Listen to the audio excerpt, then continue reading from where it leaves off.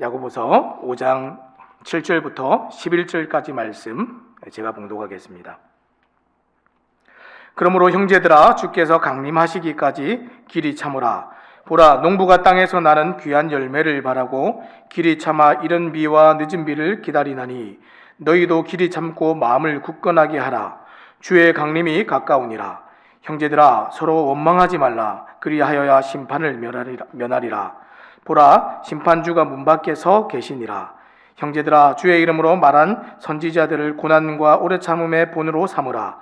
보라, 인내하는 자를 우리가 복되다 하나니 너희가 욥의 인내를 들었고 주께서 주신 결말을 보았거니와 주는 가장 자비하시고 긍휼히 여기시는 이시니라. 아멘. 오늘 이 특성을 들으면서 설교가 유출된 것이 아닌가라는 생각을 좀 해봤습니다. 너무 하나님의 은혜에 관해서 우리가 좀 함께 나누기 원하는데 너무 잘 말씀과 찬양이 잘 맞아떨어진 것 같습니다. 자, 오늘은 우리가 소망의 끈을 놓지 않는 인내라는 제목을 가지고 말씀을 나누게 됩니다. 우리가 살아가면서 인내가 필요한 순간이 굉장히 많지요. 또 고난을 당하는 순간도 그만큼 많이 있습니다. 저는 오늘까지 살면서 제 인생이 참 고생스럽다 이렇게 생각해 본 적이 그렇게 많지는 않은 것 같습니다. 그렇다고 해서 이 고난이나 어려움이 없었던 것은 아니지요. 이 죄가 관영한 이 땅을 우리가 살아가면서 서로 죄인된 사람들과 살아갈 때에 그 자체가 다 고난입니다. 인생을 살아가는 것이 고난이지요. 내 뜻대로 움직일 수 없는 많은 환경이 또 다 고난이 될 수 있습니다. 저는 이제 다들 많이들 아시다시피 결혼하고 반년 만에 이 어머니께서 이 유방암으로 이제 투병을 하셨습니다. 한 5년 정도 투병을 하셨고요. 이 어머니 돌아가시자마자 바로 이제 아버지께서 혈액암으로 또 2년 정도 투병을 하셨습니다. 그리고 또 이어서 이제 장인어른이 파킨슨병으로 인해서 한 3년 정도 또 이렇게 투병을 하셨어요. 거의 한 10여 년 정도를 연달아서 계속해서 이 병원 생활들을 하게 됐습니다. 지나고 나니까 지금은 이제 많이 무뎌졌지만 당시에는 정말 힘들었던 것 같습니다. 왜냐하면 그 사역도 해야 되고 이 재정적인 걸 충당하기 위해서 일도 해야 됐습니다. 그러는 중에 이제 아이가 태어나가지고 이제 육아도 해야 됐고 이 어른들 모시고 병원도 왔다 갔다 하고 이런 생활들을 했습니다. 절로 이제 비명이 터져 나오는 그런 시간이었습니다. 저뿐만이 아니라 오늘 여기 계신 많은 분들이 고난을 견디고 통과해야 되는 그런 일들을 하셨고 어떤 분들은 지금도 아마 하고 계실 겁니다. 건강에 대한 문제도 있고요. 자녀들이 말썽을 부리는 일들도 있고 신앙에 대한 문제들도 있고 또 사업이 실패해서 완전히 파산하는 이런 재정적인 문제를 겪는 분들도 계십니다. 어떤 사람들은 인간적인 관계에서 또 배신을 당하거나 또 마음의 상처를 입는 그런 어려움들도 있을 겁니다. 내 힘으로 바꿀 수도 멈출 수도 해결할 수도 없는 그런 일들이 우리가 살아가는 이 땅에 끊임없이 일어나고 그것을 우리는 경험하고 있습니다. 자, 그때 여러분은 어떻게 이 고난을 통과하셨고 또 통과하고 계십니까? 유대인들이 자녀들에게 가르치는 큰 주제들이 있는데 이런 주제들입니다. 군인의 순종, 군인이 충성하고 순종해야 될 것들을 가르칩니다. 또 운동선수의 훈련, 이 운동선수가 결실을 얻기 위해서 열심히 훈련하고 통과하는 것들을 또 가르칩니다. 그리고 또 한 가지 주제가 농부의 인내입니다. 농부의 인내. 이 세 가지 주제가 이 자녀들을 기를 때 제일 많이 언급하는 주제들입니다. 여러분, 그 중에서 오늘 우리가 이 본문에 농부의 인내에 관한 이야기들이 나오는데 농부에게 필요한 가치와 덕목이 무엇입니까? 부지런함도 필요하겠지만 제일 큰 것은 열매가 날 때까지 그 열매가 나기를 확신을 가지고 소망 가운데 인내하는 것, 이것이야말로 농부가 가져야 될 가장 큰 덕목입니다. 우리가 신앙생활하면서 소망이 흔들릴 때가 있습니다. 그렇죠? 나는 참 한 번도 흔들린 적이 없습니다. 그런 분 계십니까? 우리가 큰 어려움을 만나거나 때로는 우리가 마음이 약해질 때 이 소망이 흔들릴 때가 있습니다. 언제 소망이 흔들립니까? 이 신앙생활도 분명한 사실과 실제를 바라보고 믿는 것인데 한 번도 안 흔들렸다 이런 분들은 아무도 안 계십니다. 그 소망에 대한 사실성에 의심이 들어올 때 이것이 진짜일까? 이런 생각이 간혹 들어올 때 이것이 지금 내가 믿음 생활하는 것이 성경이 진짜일까? 아니면 내가 이때까지 살아왔던 것들이 정말 쇼하는 것이 아닐까? 이런 생각들이 간혹 들어오거나 누군가의 거짓에 미혹될 때 사실성이 흔들리면 소망도 한순간에 흔들리게 되어 있습니다. 만약에 우리가 믿고 살아가는 이 소망이 흔들린다면, 이게 진짜가 아니라면 이 땅을 우리가 절제하고 견디고 살아가는 우리만큼 불쌍한 사람이 없습니다. 그래서 이 바울이 고린도전서 15장에서 우리가 믿고 살아가고 마지막 때에 있을 영광스러운 부활이 없다면, 이런 얘기들을 하면서 뭐라고 얘기합니까? 고린도전서 15장 19절 말씀 한번 읽어보겠습니다. 만일 그리스도 안에서 우리가 바라는 것이 다만 이 세상의 삶뿐이면 모든 사람 가운데 우리가 더욱 불쌍한 자이리라. 내세도 없고 영광스러운 그런 결말도 없고 우리가 살아가는 것이 이 땅이 전부인데 우리는 이 땅을 누리지 못하고 산다면 우리만큼 불쌍한 사람이 또 어디 있겠습니까? 바울이 이렇게 얘기했습니다. 우리 주변에도 이렇게 흔들려 버린 사람들이 많이 있지요. 이에 대해서 성경은 오늘 뭐라고 얘기합니까? 오늘 본문으로 돌아가서 7절 말씀 한번 읽어보겠습니다. 그러므로 형제들아, 주께서 강림하시기까지 길이 참으라. 보라, 농부가 땅에서 나는 귀한 열매를 바라고 길이 참아 이른 비와 늦은 비를 기다리나니. 야고보는 오늘 본문에서 예수님께서 다시 오실 때까지 성도들이 고난 중에도 잘 인내할 것을 요청했습니다. 그래서 길이 참으라라는 말로 3번이나 권면을 했습니다.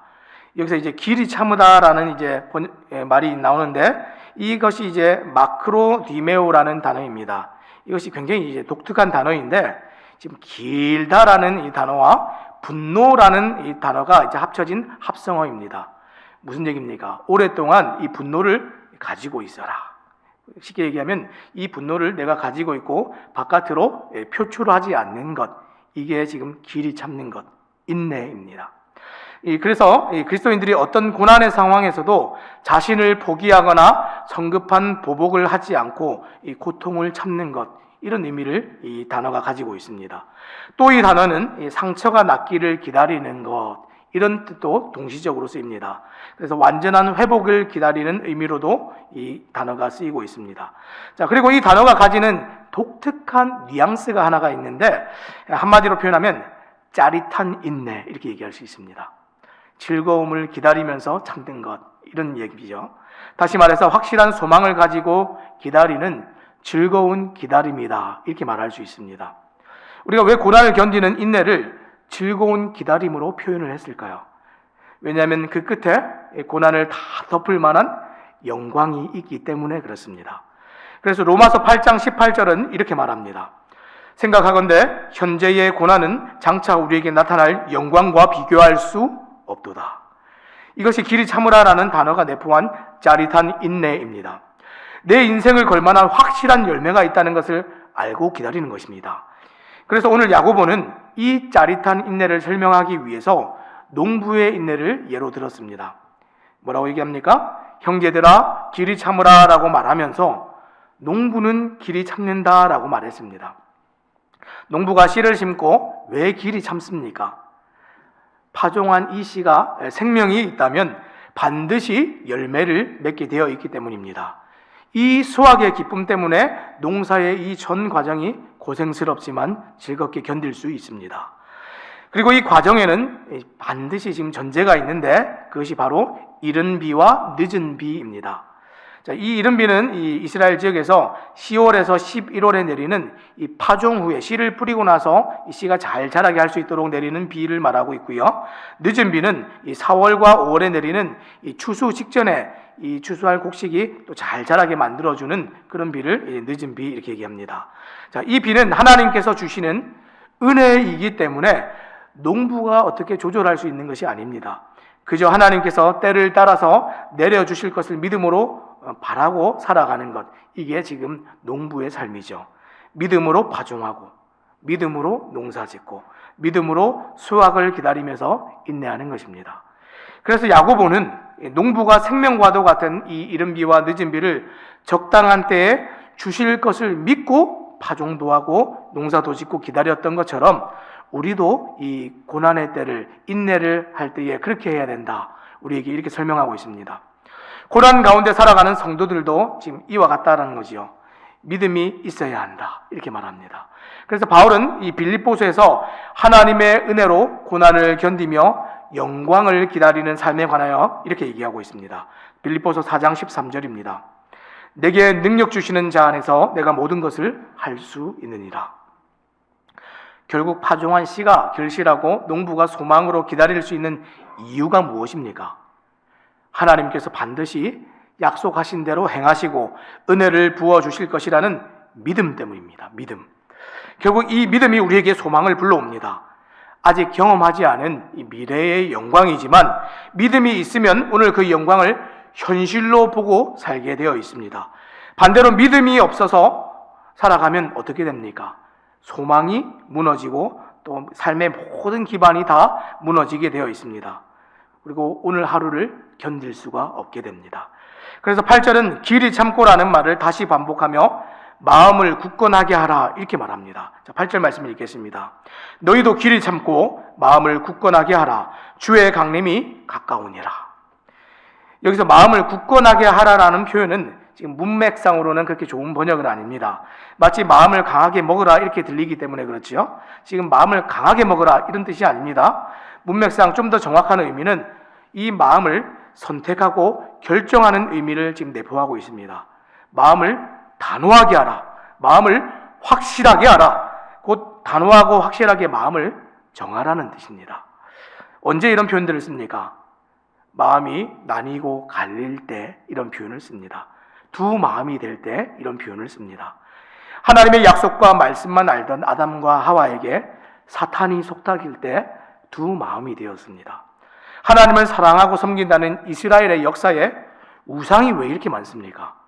자신들이 원하는 대로 하나님께서 응답하시지 않으니까 이 사람들이 우상을 섬겼습니다. 우상에게 가서 기도했습니다. 이것은 하나님의 사랑을 버린 간음이고 두 마음입니다. 호세아서 10장 2절에 뭐라고 얘기합니까? 그들이 두 마음을 품었으니 이제 벌을 받을 것이라. 하나님이 그 제단을 쳐서 깨뜨리시며 그 주상을 허시리라. 이처럼 두 마음이 되면 진리의 말씀을 현실로 보는 믿음이 약해지고 소망이 흔들립니다. 엉뚱한 곳에 가서 이 믿음을 고백하고 신앙을 고백하게 됩니다. 그래서 야고보서에서는 계속해서 두 마음이 되는 것을 경고합니다. 오늘 보고 있는 이 5장뿐만이 아니라 앞에 나오는 1장에서도 4장에서도 계속 얘기하고 있습니다. 야고보서 1장 6절에서 8절 말씀 제가 읽겠습니다. 오직 믿음으로 구하고 조금도 의심하지 말라. 의심하는 자는 마치 바람에 밀려 요동하는 바다 물결 같으니 이런 사람은 무엇이든지 죽기 얻기를 생각하지 말라. 두 마음을 품어 모든 일에 정함이 없는 자로다. 또 야고보서 4장 8절에는 이렇게 기록합니다. 하나님을 가까이 하라. 그리하면 너희를 가까이 하시리라. 죄인들아 손을 깨끗이 하라. 두 마음을 품은 자들아 마음을 성결하게 하라. 왜 두 마음을 경계합니까? 이것은 이미 결혼한 사람이 다른 사람에게 한눈을 파는 것과 같기 때문에 그렇습니다. 예수님께서 분명히 다시 오시겠다고 말씀하셨는데 신랑이 오시는 날을 짜릿한 인내로 기다리지 못하고 세상에 한눈을 팔면 마음이 두근거리고 세상에 하나님께 우리 주님께 마음이 두근거려야 되는데 세상의 마음이 자꾸만 두근거리고 우리 주님께는 더 이상 떨리지 않는다면 두 마음이 된 겁니다. 그래서 야고보는 주님의 강림을 기다리며 고난 중에 있는 교회에게 이렇게 8절과 같이 말합니다. 좀 전에 읽었던 8절을 제가 다시 한번 정리하고 해석해서 한번 얘기해 보겠습니다. 길이 참으라 이렇게 얘기했는데 짜릿한 인내로 기다리라. 마음을 굳건하게 하라. 마음을 예수님께로 단호하고 확실하게 선택하고 정하라. 주의 강림이 가까우니라. 신랑께서 곧 오신다. 그리고 우리 주님 오실 때 신부가 기다림의 순간순간 고백했던 이 자기의 정절을 신랑에게 사랑으로 고백할 때가 온다 하는 것이 지금 이 본문이 얘기하고 있는 것입니다. 오늘 여러분의 현실적인 이 삶 속에서 세상에 한눈 팔지 않는 그런 고백, 이 기다림의 순간순간 계속 있어지고 있습니까? 모든 고난과 어려움의 순간에 우리가 왜 기다리고 인내하는지 우리가 생각해야 됩니다. 그것이 마음을 굳건하게 하는 것입니다. 자, 그 다음 이제 9절 말씀 제가 읽겠습니다. 형제들아 서로 원망하지 말라. 그리하여야 심판을 면하리라. 심판을 면하리라. 보라 심판주가 문 밖에 서 계시니라. 이번에는 이 고난 중에 기다리면서 원망하지 말라 이렇게 얘기했습니다. 지금 여기서 원망으로 쓰인 스테나제데라는 이 단어는 이 본래 신음과 탄식을 의미하는 단어입니다. 그래서 여기서 금지를 나타내는 매라는 단어와 연결이 되면서 탄식을 지속적으로 금지하는 것을 얘기하고 있습니다. 그래서 오늘 본문에서 원망이라고 쓰인 이 단어는 사실 어렵고 힘든 환경 중에서 탄식이나 불평이 터져 나오는 것에 지금 더 가까운 표현입니다. 이스라엘 백성들은 하나님과 함께 있으면서도 이 출애굽하여 광야의 길을 갈 때에 이런 탄식과 불평을 쏟아냈었죠. 그러면 왜 이런 탄식과 불평이 쏟아졌습니까? 언제 이런 원망이 이렇게 우리 입에서 튀어나옵니까? 소망이 흔들릴 때, 우리의 나누어진 이 마음의 이 속에 있는 소리가 바깥으로 이렇게 튀어나오는 겁니다. 형제들아 서로 원망하지 말라 했지만 이 원망과 불평의 대상이 누구입니까? 하나님이십니다. 오늘 이 상황과 환경과 나에게 닥친 이 모든 것들을 허락하신 하나님께 대하여서 우리가 입으로 범죄하고 있는 것이죠. 우리의 소망을 잃은 탄식이 하나님을 원망하는 방식으로 그렇게 나옵니다. 우리가 잘 알듯이 이 야고보서는 어떤 책입니까? 이 행위로 결실하고 열매 맺을 수 있는 행위가 함께 있는 우리의 믿음이 행위로 나타나서 증거되는 그 믿음을 우리에게 보여주는 것이 야고보서인데, 이 땅을 살아가는 성도들에게 그 증거가 어떻게 나타난다 그랬습니까? 이 야고보서에는 크게 이제 두 가지로 얘기합니다. 이 성도들의 물질 사용, 물질을 어떻게 쓰는가. 그리고 또 한 가지는 이 땅을 살아가는 성도들의 성품으로 나타납니다. 이 땅에 예수님 닮은 성품으로 날마다 빚어지는 것으로 우리가 살아가는 것, 이것이 우리의 믿음의 증거가 된다 이렇게 얘기했는데, 우리의 성품이 나타나는 그 방식이 입술에서 나오는 말입니다. 말. 그래서 야고보서에서는 우리의 말에 대한 경건에 대해서 굉장히 많이 얘기하는데, 오늘 이 고난을 통과하는 이 인내를 할 때도 마찬가지입니다. 이 말에 대한 것들을 우리에게 얘기하고 있죠. 불평하지 않도록, 탄식하지 않도록. 신앙을 가지고 이 땅을 살아가지만 고난과 어려움이 닥칠 때 마음을 단호히 정하지 않는 사람들은 자기가 바라봤던 이 모든 것들에 대해서 자기 마음대로 재해석합니다. 하나님께서 가르쳐 주셨는데도 불구하고 내 마음대로 내 인생을 생각하기 시작합니다. 예수 믿는 것 다 부질없어. 내가 경험해보니까 정말 부질없는 거야. 내가 평생 교회 다니고 믿음 생활을 했는데 어떻게 내 인생에 이런 고난이 찾아올 수 있고 내 인생에 이런 고된 몹쓸 것들에 휩쓸릴 수가 있어. 하나님이 과연 계시기는 한 걸까? 이러면서 재해석을 합니다. 그런 투덜거림으로 하나님의 말씀을 비롯한 모든 상황을 자의적으로 해석할 때 우리의 소망이 흔들립니다. 그래서 야고보는 형제들아 서로 원망하지 말라 이렇게 말한 것이죠. 자, 그리고 그 원망을 끊어야 될 주된 이유가 무엇입니까? 그것이 죄가 되기 때문에 그렇습니다. 자, 9절 하반절 말씀 제가 다시 읽겠습니다.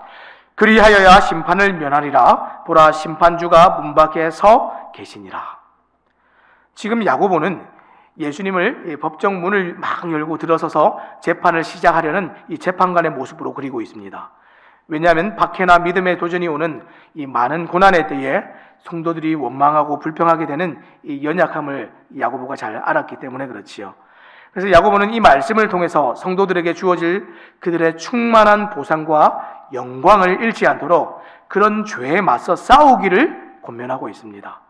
입으로 내는 그 죄와 치열하게 싸우라. 마음속에서 일어나는 갈라지는 두 마음과 치열하게 싸우라. 자, 이런 비슷한 말씀이 지금 성경에는 몇 군데 더 있습니다.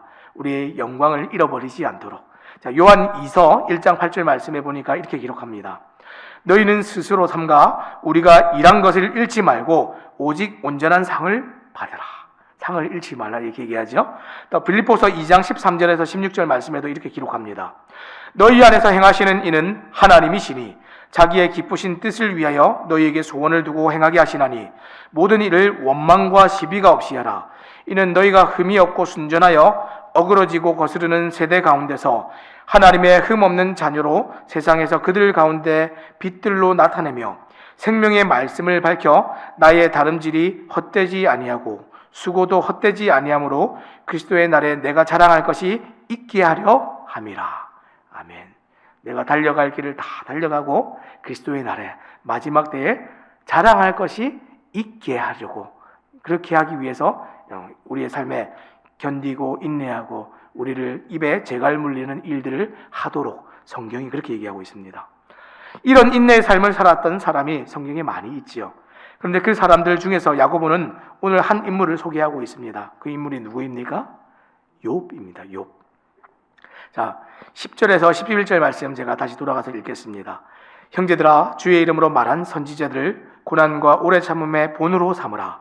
보라, 인내하는 자를 우리가 복되다 하나니 너희가 욥의 인내를 들었고 주께서 주신 결말을 보았거니와 주는 가장 자비하시고 긍휼히 여기시는 이시니라.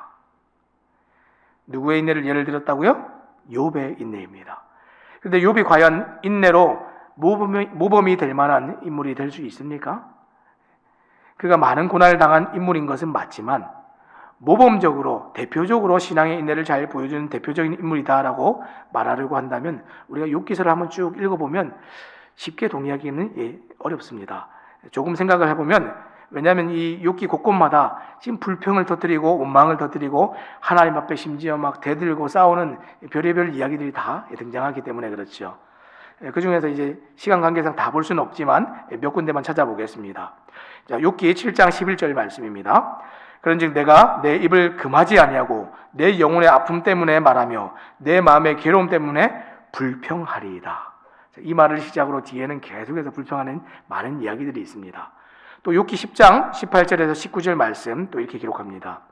주께서 나를 태에서 나오게 하셨으면 어찌미니까 그렇지 아니하셨더라면 내가 기운이 끊어져 아무 눈에도 보이지 아니하였을 것이라.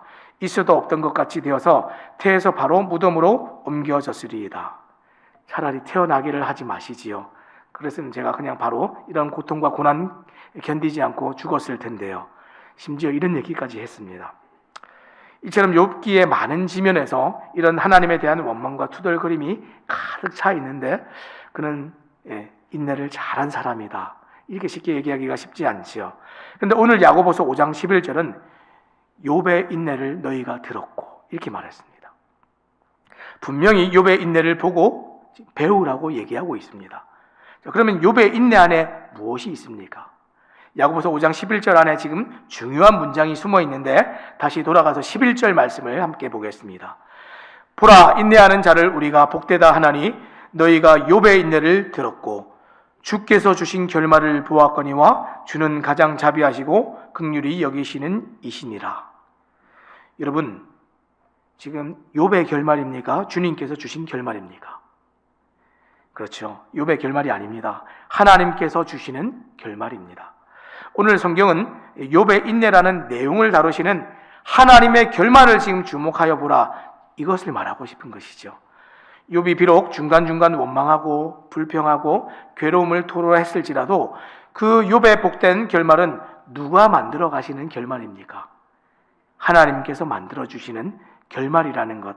이 결말을 지금 무엇으로 또 만들어주고 있습니까? 11절 하반절에 보니까 이렇게 기록합니다.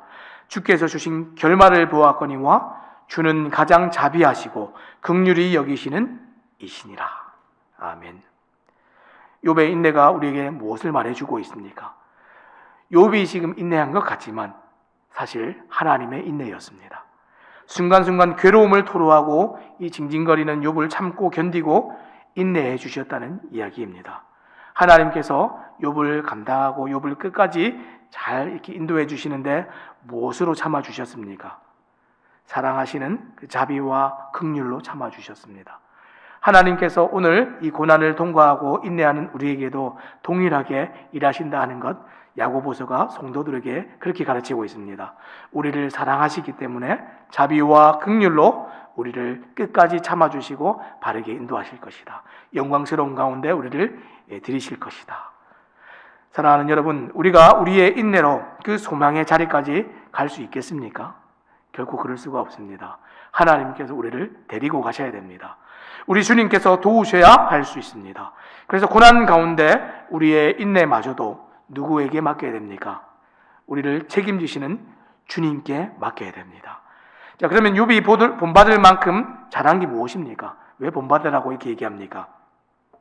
자기의 고통과 고난을 지금 누구에게 가지고 왔습니까? 하나님께로 가지고 와서 하나님 앞에서 그것을 물었습니다. 우리가 이 교회 다니시는 분들 중에 속된 말로 이렇게 얘기하는 분들 계십니다. 꼬꾸라져도 십자가 앞으로 꼬꾸라져야 된다. 욥은 지금 거의 욥기 전체에서 하나님과 굉장히 치열하게 싸웁니다. 고통으로 인해서 터져나오는 지금 비명을 지르는데 하나님 앞에서 했습니다. 사람이 인생을 살다가 악하고 정말 비명소리가 나올 때가 있습니다. 왜 이래? 내 인생 왜 이래? 정말 죽어버릴 것 같아. 막 소리치면서 아무도 나를 알아주지 않아. 나는 이제 빠져나올 수가 없어. 이렇게 막 악소리가 나올 때 지금 하나님 앞에 나와서 그거라도 하라는 겁니다. 하나님에게서 지금 떨어지지 말고 하나님께 딱 붙어서 지금 그 비명을 지르라는 겁니다. 비명을 지른다는 것은 여러분 지금 삶을 포기한 것입니까? 포기하지 않은 겁니까? 포기한 것이 아니죠. 지금 비명을 지른다는 것은 아직까지 삶의 끈을 놓지 않았다는 얘기입니다. 그마저도 하나님이 지금 믿음으로 보고 계시다는 겁니다. 얼마나 자비하신 하나님이십니까? 사랑하는 여러분들은 지금 주님께서 강림하시기까지 농부와 같이 소망을 바라면서 지금 우리의 마지막 때를 달려가고 있습니까? 우리 주님께서 지금 곧 오신다 이렇게 얘기하셨는데 우리 주님께서 오실 그날을 소망으로 기다리고 계십니까? 혹은 우리의 소망의 현실이 흔들려서 정말 엉뚱한 선택들을 하면서 오늘을 살고 계시지는 않습니까? 우리의 이 믿음이 흔들리고 소망이 흔들린 것이 결국 우리의 마음에 있는 이 말이 입술로 나오게 된다 이렇게 얘기했습니다. 혹 우리의 삶에서 원망과 탄식과 또 이런 말들이 우리 중에 나오고 있지는 않은지 한번 돌아보시기 바랍니다. 이 고난과 아픔을 토로할 때에 우리는 어디에 가서 토로를 합니까? 욥처럼 하나님 앞으로 가지고 와서 하나님 앞에 이 문제를 가지고 다뤄내시기 바랍니다. 끝까지 여러분에게 보이신 이 소망의 끈, 우리 주님 잊지 마시기 바랍니다. 소망의 끈을 놓지 않는 것이 우리에게 인내가 됩니다. 죽음의 포로 수용소라는 이 책에 보면 독일 군인이 감방에 있는 유대인들을 매일 아침마다 한 명씩 이렇게 끄집어냅니다. 그리고 이 사람들을 어디로 데리고 갑니까? 실험실로 데리고 갑니다. 그러면 이 사람은 이제 그날 죽는 겁니다. 그런데 매일 아침마다 감옥에 있는 이 유대인들을 보면서 어떤 사람을 제일 먼저 불러내냐면 첫 번째로 눈이 풀린 사람, 두 번째로는 희죽희죽 이렇게 웃고 있는 사람. 어떤 사람들입니까? 삶의 끈을 놓았다고 판단이 되는 사람들을 제일 먼저 이렇게 불러냈습니다. 그래서 이 책의 이제 주인공인 이 빅터 프랭클린이라는 이 의사는 유대인이었는데 그 안에서 매일 이 운동장에서 작은 이 유리 조각을 주어서 이것을 날카롭게 갈아서 자기의 덥수룩한 이 수염을 날마다 깎았습니다. 나는 아직 살고 싶다. 나는 죽을 수 없다. 이 의지를 계속해서 나타내 보였습니다. 아침마다 그 의지가 얼굴에 탁 드러나고 나타나니까 이 독일 군인이 그 얼굴을 보면서 호출하지를 못하는 거지요. 그런데 삶의 끈을 마음으로부터 내려놓은 사람들은 어떻게 합니까? 나를 그냥 이제는 죽여. 마음대로 해. 삶의 끈을 놔버린 사람들은 누가 보아도 데리고 가기에 마음에 부담이 없지요. 그래서 눈물이 있고 비명소리가 있고 이 악소리가 나는 것은 그게 지금 불신앙이 아니라 아직도 내가 하나님 앞에 붙들려 있고 싶다는 그 믿음의 의지가 되고 표현이 된다는 것을 오늘 성경이 우리에게 얘기하고 있습니다. 오늘 이 성경에서 욥이 잘한 것이 그것입니다. 하나님 너무 괴롭습니다. 하나님 그래도 살고 싶습니다. 하나님 내가 정말 괴롭지만 끝까지 가고 싶습니다. 도와주십시오. 이것이 사실 욥의 인내이고 욥의 고백입니다. 사랑하는 여러분, 살다 보면 욥처럼 불평하고 정말 우리가 원망하고 있는 때가 있습니다. 정말 악소리를 내면서 그렇게 통과하고 있는 인내의 순간들이 있지요. 그런데 그 싸움을 세상에 가서 쏟아놓지 말고 하나님 앞에서 하시기 바랍니다. 하나님께서는 그 마음마저도 믿음으로 여겨주십니다. 자비와 긍휼하심으로 하나님이 인내하셔서 여러분들의 이 고난 중에 인내를 통과하게 하시고 소망으로 끝까지 이끌어 주십니다. 그것을 잊지 마시기 바랍니다. 오늘 이 말씀이 이 고난 중 통과하고 인내 가운데 계신 여러분들에게 정말 복음으로 위로가 되고 고난 일상을 다시 한번 주님 안에서 또 승리하며 살아가는 또 귀한 말씀이 되기를 우리 주님의 이름으로 부탁드립니다. 기도하겠습니다.